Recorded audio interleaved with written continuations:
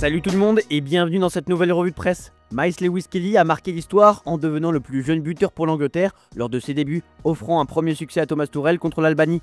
Jude Bellingham, encore une fois impressionnant, a délivré une passe décisive et pris le jeune talent d'Arsenal sous son aile. La dynamique entre les deux joueurs symbolise l'esprit collectif recherché par Tuchel pour renforcer l'équipe. Malgré un adversaire modeste, cette rencontre a mis en avant l'importance croissante de Bellingham dans le projet anglais. Côté club, le Daily Mirror parle de Liverpool. Les Reds dominent la première ligue avec 12 points d'avance sur Arsenal. L'avenir de joueurs clés comme Trent Alexander-Arnold, Virgil van Dijk et Mo Salah est incertain en raison de leur contrat arrivant à expiration. D'autres joueurs de l'effectif, dont Darwin Núñez, Andy Robertson et Harvey Elliott, sont également l'objet de spéculations quant à leur futur au club. Les interrogations se poursuivent autour d'Ibrahima Konaté, Joe Gomez et Luis Diaz, alimentant l'attente d'éventuels départs. Dans le Manchester Evening News, on retrouve la légende Ryan Giggs.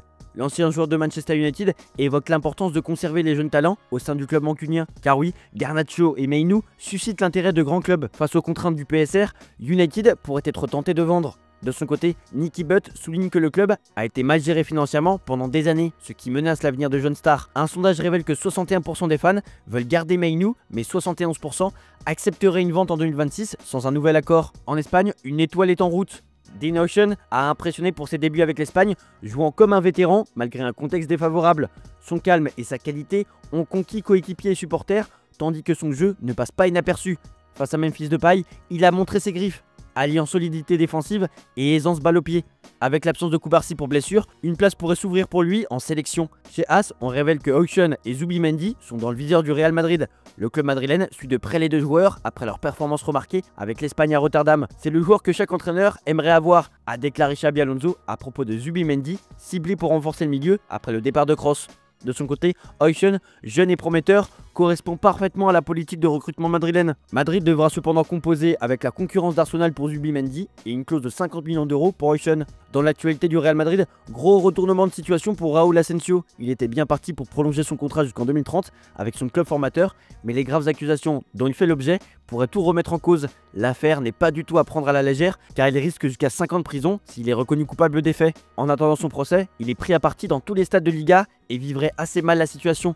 Cela a aussi des conséquences pour son avion au Real Madrid. Selon Onda Cero, les merengues préfèrent temporiser les choses plutôt que de se précipiter. En attendant, certains clubs se sont même renseignés auprès de l'entourage du jeune espagnol, comme Liverpool. Parlons d'un autre madrilène qui fait beaucoup parler, c'est Endrick. Un temps absent de la liste du sélectionneur brésilien Dorival Junior, Endrick l'a finalement intégré à la suite du forfait de Neymar. Cependant, lors de la première rencontre du Brésil contre la Colombie, le jeune attaquant du Real Madrid n'est pas entré sur le terrain, malgré les demandes appuyées du public qui scandait son nom. Enfin, Xabi Alonso, pressenti pour succéder à Carlo Ancelotti sur le banc du Real Madrid, semble se rapprocher d'une prolongation au Bayer Leverkusen. Selon des informations en provenance d'Allemagne, l'entraîneur basque cherche une maison plus grande à Düsseldorf, ce qui indiquerait son intention de rester une saison supplémentaire à Leverkusen. Le club allemand est satisfait de son travail et Xabi Alonso est impliqué dans les projets à long terme.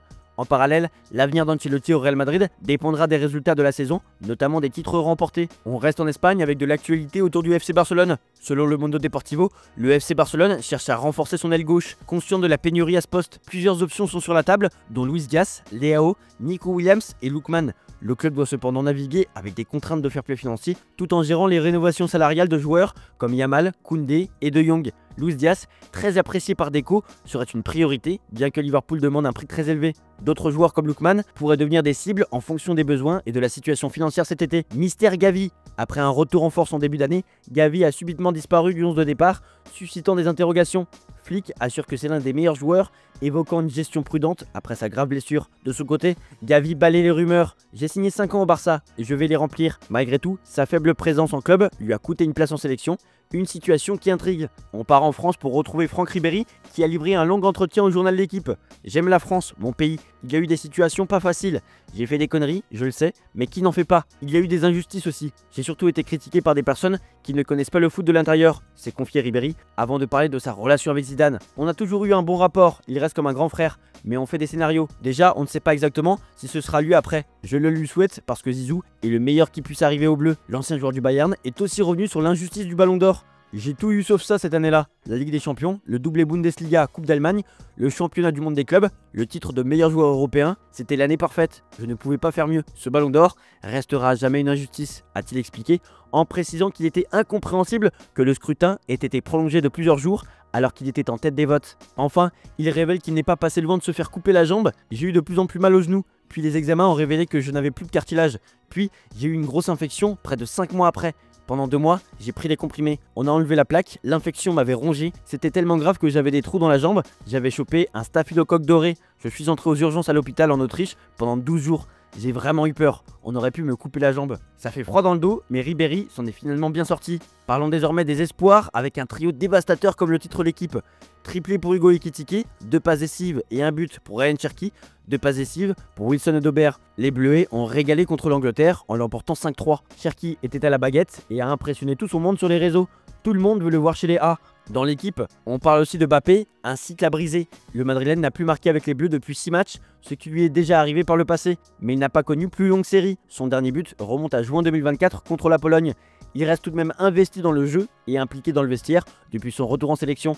Chez As, on écrit que Mbappé ressemble à un autre. L'attaquant du Real Madrid a été très actif contre la Croatie, mais n'a pas trouvé le chemin des filets, voyant ses tirs repoussés par un Livakovic en état de grâce.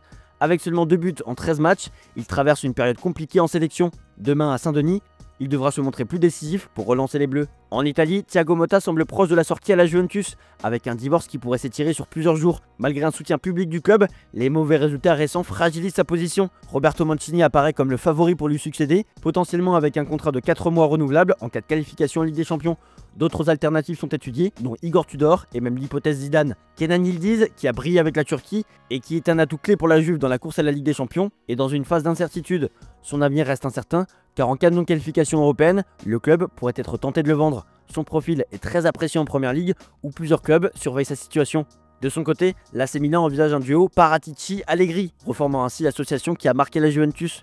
Paratici est pressenti pour devenir directeur sportif, tandis qu'Allegri pourrait reprendre le banc après son départ en 2014. Des discussions commencent la semaine prochaine avec d'autres candidats en lice. Milan privilégie un entraîneur italien et Allegri apparaît comme une option naturelle. Toutefois, d'autres pistes comme Conte, De Zerbi ou même un profil étranger restent ouvertes. Voilà, c'est tout pour aujourd'hui. Bonne journée à tous, merci pour votre fidélité et on se retrouve demain pour une nouvelle revue de presse sur Foot Mercato.